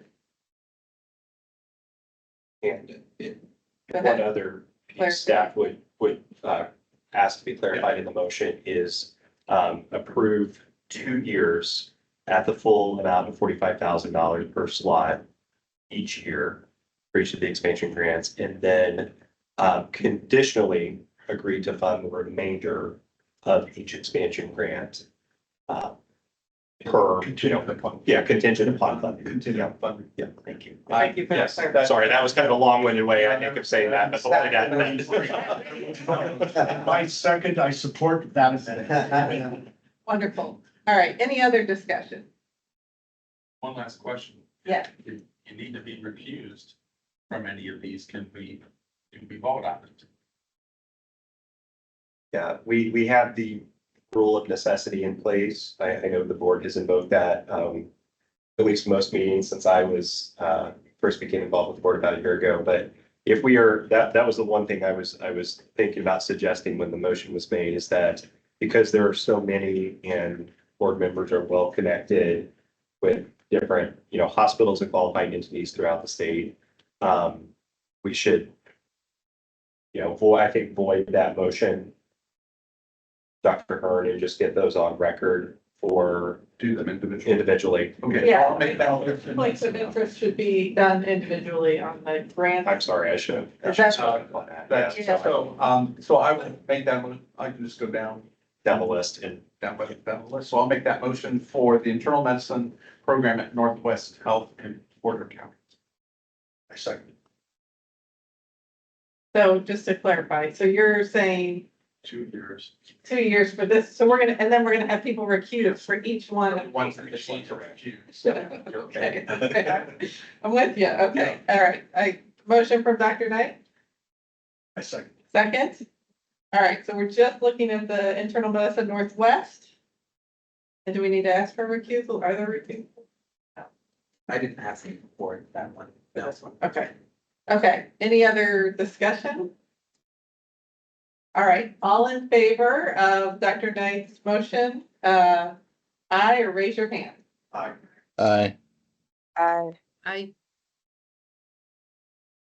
Any opposed? I'm opposing only because I would like to go the route of having more information, but that's fine. Okay, one, but that's still, it'll still carry. Yeah, Okay, perfect, okay, fantastic. I'll make Another the same motion. General surgery at Parkview Health. I'll second it. Second. No discussion recusal. or recusal. Just, yeah, recusals, no recusals, any discussion? All right, all in favor of, the same, being applied for the general surgery of Parkview, say aye or raise your hand. I, Any opposed? Okay, thank you. What, was there a? One opposed, great, is that Same correct? thing. Thank you. Yeah.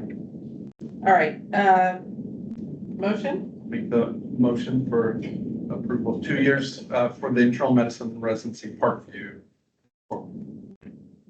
I'll second again. wonderful. Recusals for that, I presume still not. Any discussion?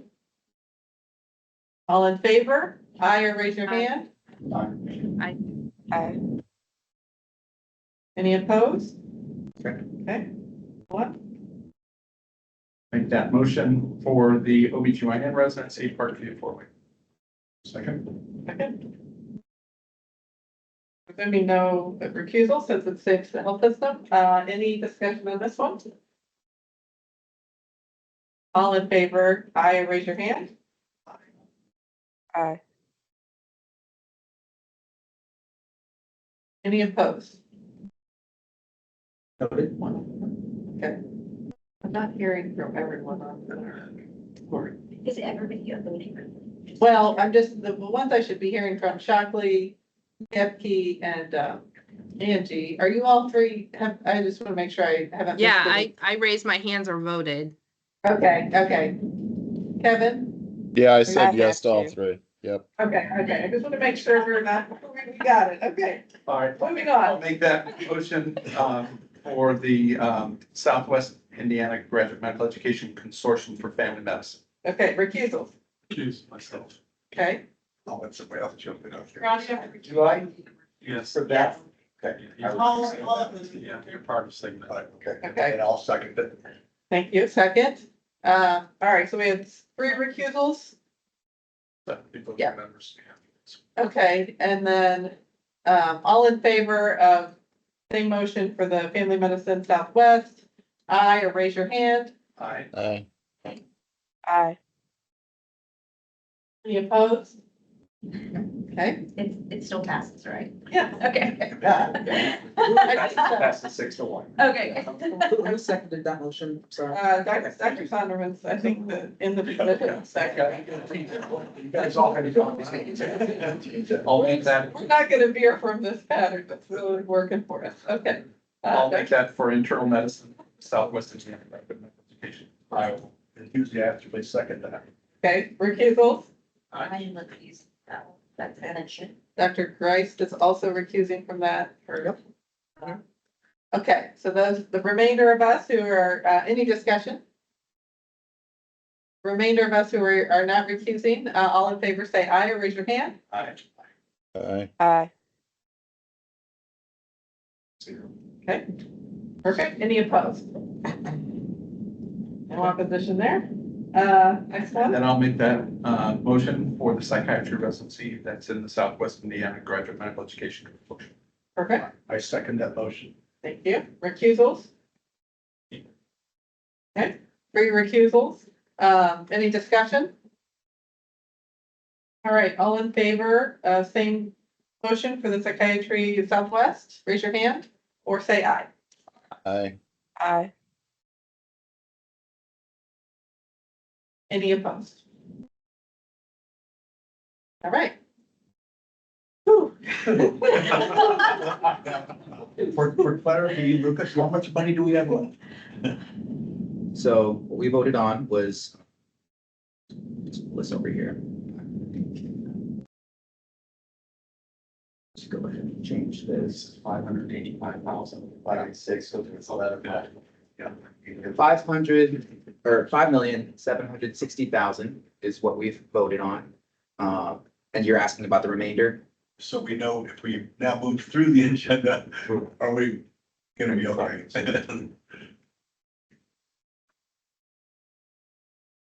Yeah. Yeah, so you'll have a remainder of 586.5 thousand. So that would be enough for 1 program development grant at full funding and 1 feasibility grant, if that was the decision of the board. So I understand you need a motion for us to suspend the rules. Yeah. To be able to consider, so I'll make a motion, we suspend the rules to consider the feasibility grant from Union Hospital.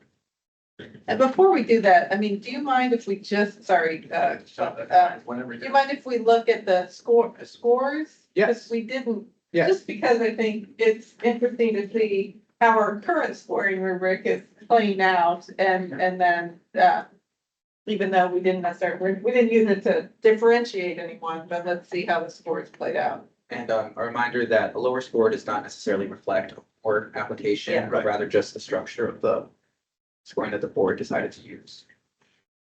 Is it possible to share that screen? Yes, sir. One moment.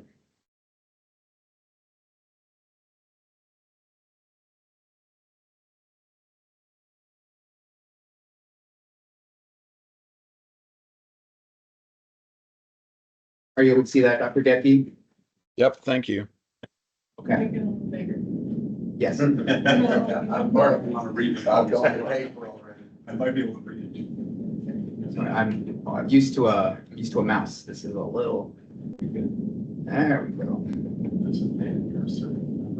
Okay. So the scores currently range from 43.7 points to 73.5 points.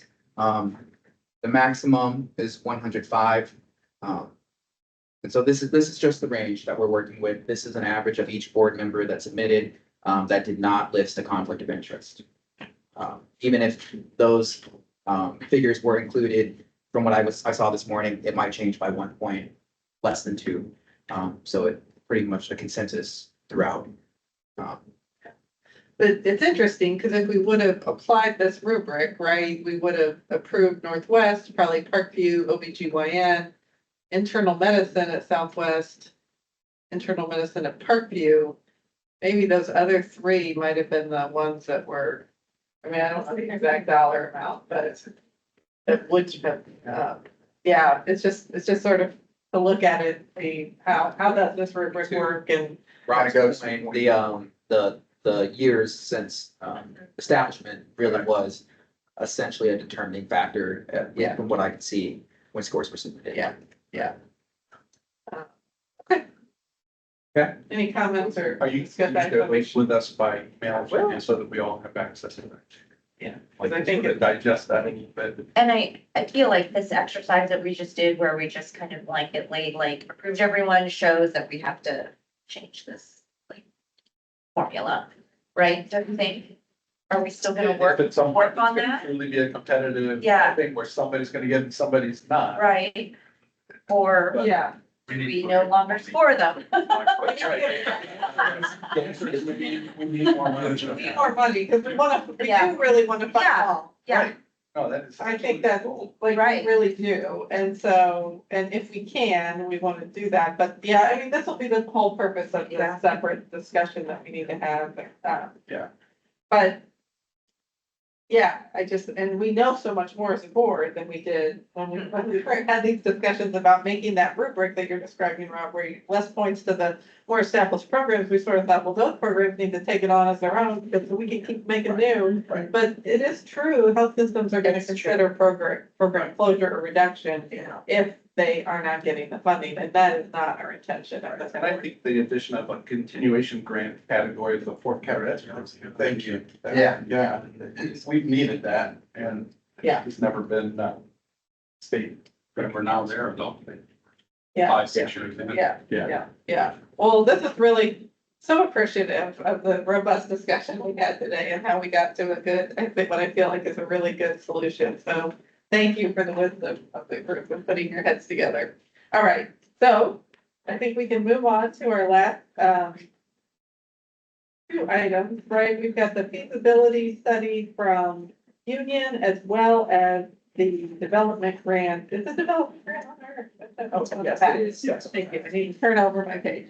And the development grant for psychiatry at Parkview are our last 2.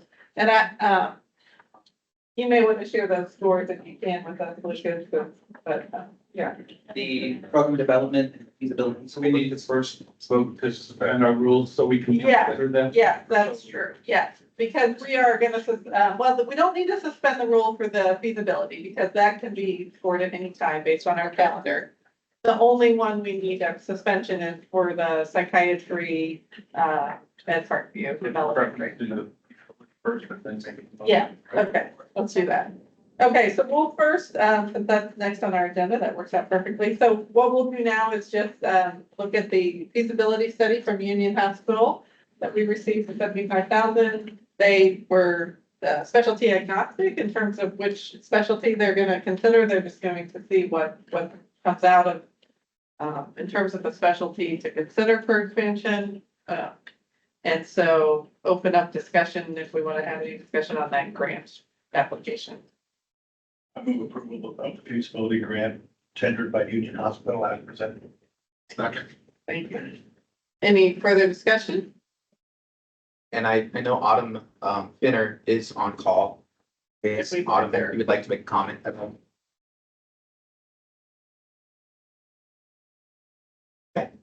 and because the money left over, we have enough to approve both of these and then move. Yes, remainder of $586,525 currently. $1,000, right? Yeah. Well, for the rest of the year. That's a so. Our work is online.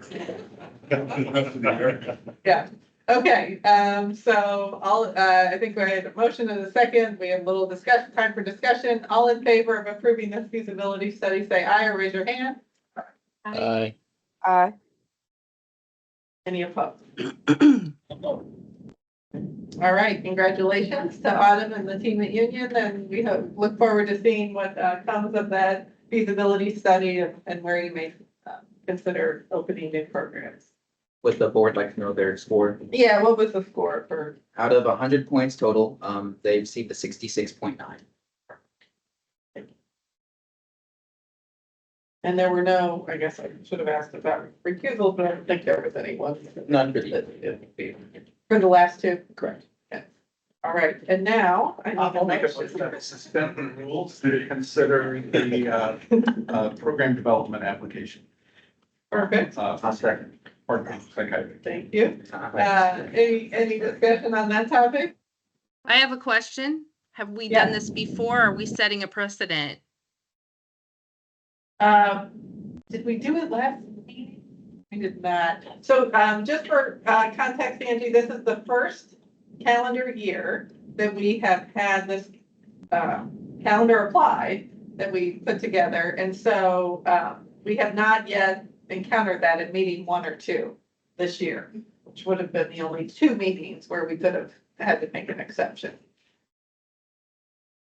In the rules, it says this should go in April. This would have been, the way we set up our calendar, it would come to the April meeting, all development grants would come to the April meeting. I think it came in a little bit behind the deadline if I'm The feasibility by about 1 week, by 1 week. or this is the program itself. This program development, It was submitted a bit after, I believe, our April meeting. yeah. And so the deadline for those development grants is 30 days prior, so essentially March 23rd. So But that's when they should have put it forward. So, so I think entities are learning that this is our new system this year is, a little bit of what I think may be part of it, like it may not have been totally widely distributed to everyone because historically, people could submit a grant at any time as long as they got it in before the deadline of that particular board meeting.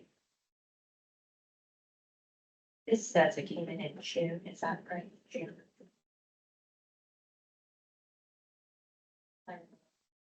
Program development. Program, That's yeah, be the last one in the package, I Yeah. believe. So, yeah, whatever it has listed there. But is right. It's when Okay, they so it came in, so it came in a decent amount behind what we would have expected. So, yeah, so we could discuss whether or not we want to. I mean, we could, well, yeah, we have options, right? We could table it until the yeah, in April, but the other, I mean, that's the other option is to table it till April of 2025 and see what other development grants. correct. And I've been notified that there are other entities planning to apply. I can't rattle off lists off the top of my head, but I know that there are incoming, so Yeah, something to consider. so we only have $500,000 and $511,000 left. That's what I am gathering, doing our math. So if we would approve this one that came in late, we would not be able to approve them next year, although we could do it. Well, that's true. If they actually launch for 2 years from now. You could do it for, reduce it and do a 1 year. And they can apply next year and then we decide at that time if they could get 2 or 1. Or we could table them completely until April I mean, 2025. If we approve this today, we're saying the biggest factor in our decision making is gets in first, almost, in my mind. And it kind of throws the scoring again out the window.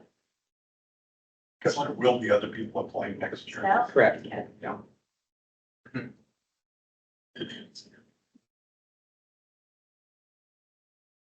Yeah, so, This application is for the current year that started July 1st, correct? It would not receive funding until July 1st, 2025. Okay, thank you. I thought they were applying for the the year that started July first. They would then be like anyone applying next April, so they're just so 11 months early. Yes, there's just, Right. yeah, there's just. If it's not, Maybe I misspoke. Can you repeat your question? So they were, my question is, are they requesting funding that would be starting July first of this year? Oh, then yes, yeah, this would be coming out of this fund. Okay. Correct. Yeah. So you won't have any more requesting 7/1/24 funding.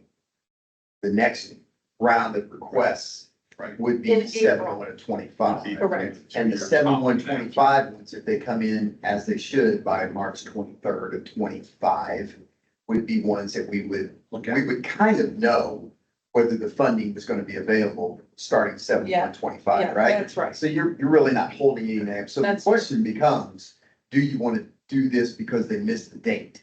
Not, do you want to do this because they got in before the other late ones? Because the others won't be late. That's This is right. the only late. Okay, gotcha. So then you just decide, hey, is this one for psychiatry sufficiently needed to move forward with, even though it was 30 days late? And psychiatry is a good one to say. Yeah. Thanks for sharing. In that part of the state too. Hi, this is Michelle Harris from Parkview. Apologies for interrupting, but I know we're running short on time and I just wanted to chime in about our psychiatry application. So just to clarify, we were looking for funding beginning this July 1st of 24. So, apologies for the late submission. It just slipped by us, with our other development grant for family medicine and then our continuation grants. But just to clarify to the board, we were looking for the funding to include to begin this academic year. Okay, thank you for that clarification. And then should we fund this, next April's development grants will get funded with funds that come in after July 1 And for that. Greg, can you give any context about when we might be able to expect knowing about what our appropriations would be? I'm not familiar. Yep. With the schedule. So we'll know, when the House releases the budget, their version where we stand. By the time we're in March, the budget bill will have switched chambers and be in the Senate. We'll have an even clearer understanding of where we need to be. So practice has been in the past, because this is about a year out from where we are currently, that we have been comfortable as an agency, the commission, as well as the board has decided in the past that we can conditionally approve grant opportunities upon the budget being finalized. Our practice at the commission has been not to sign grant agreements until the appropriation hits, which is on or after July 1st, in this case, July 1st of 2025. So, Okay. Yep. So the Okay. timeline, and we were intentional about that when Dr. Hearn and I, with Linda, were discussing the timeline of which you all approved, taking that into consideration. Yeah. Okay, good questions, good clarifications, because this is always a little. Did you actually already make that? First about suspending the rules to consider the application. Yeah. Okay, so, That needs a second. yes, So I second. and we've had some discussion, but any further? All right, all in favor of suspending the calendar for this particular grant application, say aye or raise your hand. Aye. Any opposed? All right, so we are able to make a vote today then. Thank you, that motion carries. And so now I need potentially another motion. Motion to approve the formally Parkview Psychiatry Development Grant. Thank you, Dr. Becker. Second. Thank you, Rob. Any discussion or clarifications needed? You want to show us the score real quick? Sure. The score for the program development grant out of 105 possible points received 74.1. Perfect. That's one of the day. Yeah, I score. Okay, all in favor of approving this grant application, say aye or raise your hand. Aye. Any opposed? Dr. Tretley, that was an opposed? No, that was 4.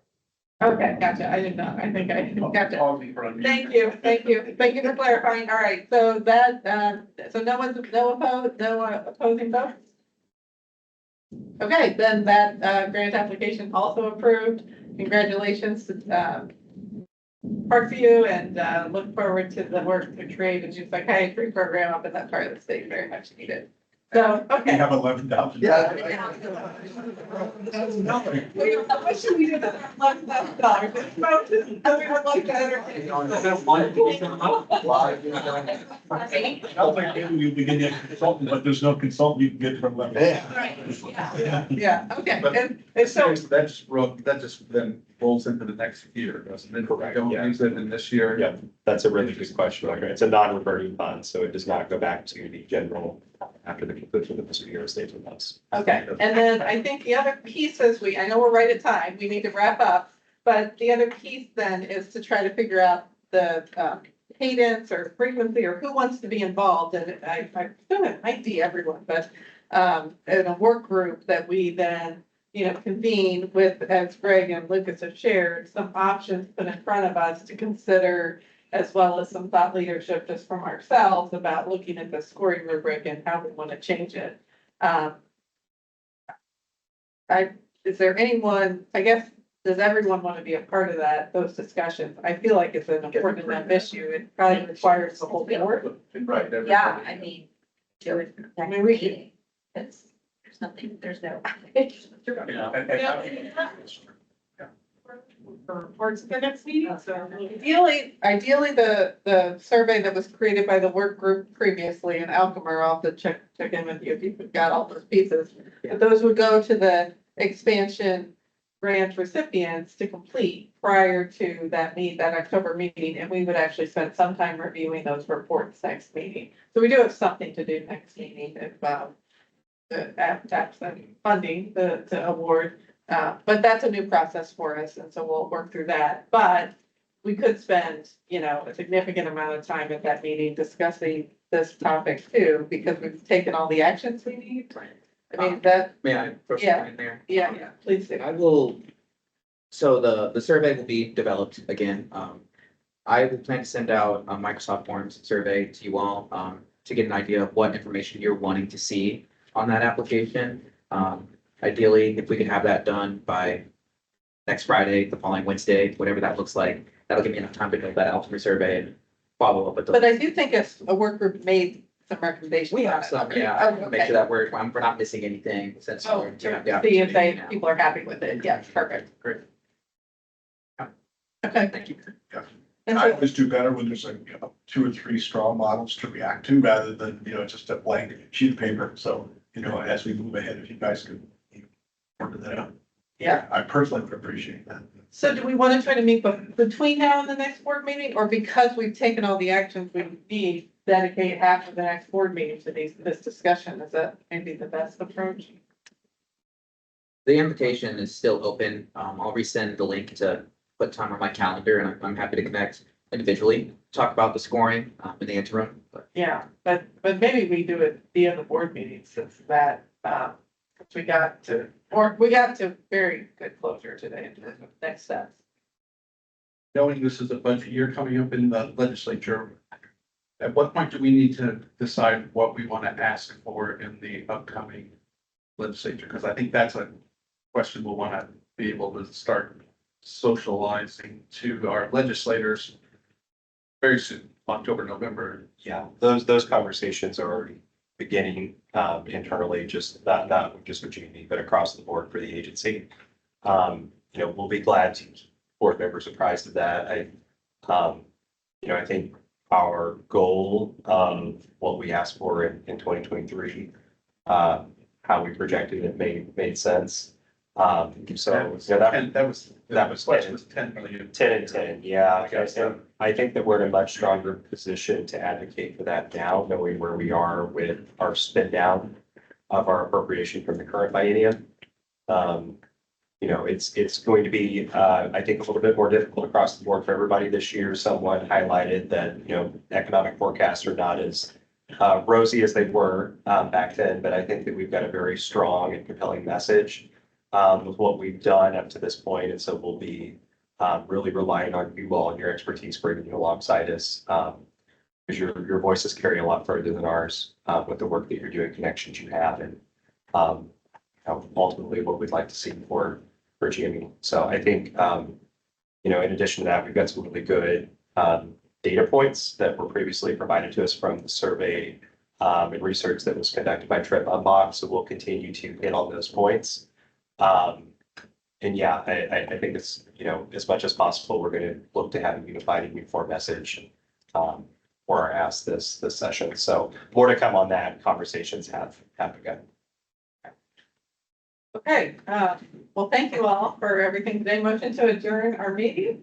Oh, public comment, sorry, I stepped over public comment. Any public comment?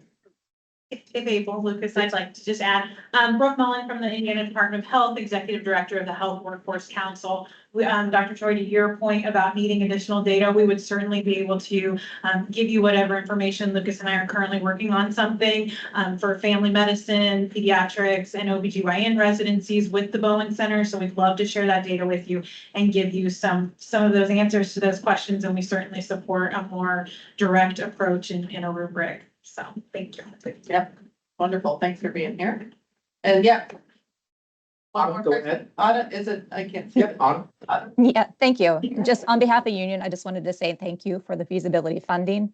It's a relatively small amount, I know, but for us and for our community, it's very significant. So thank you. Of course. Yeah, thank you. Thank you for being present and for your application. All right. Any other public comment? All right, well, this is a very robust meeting. Thank you all. Motion to adjourn. Yeah. All right.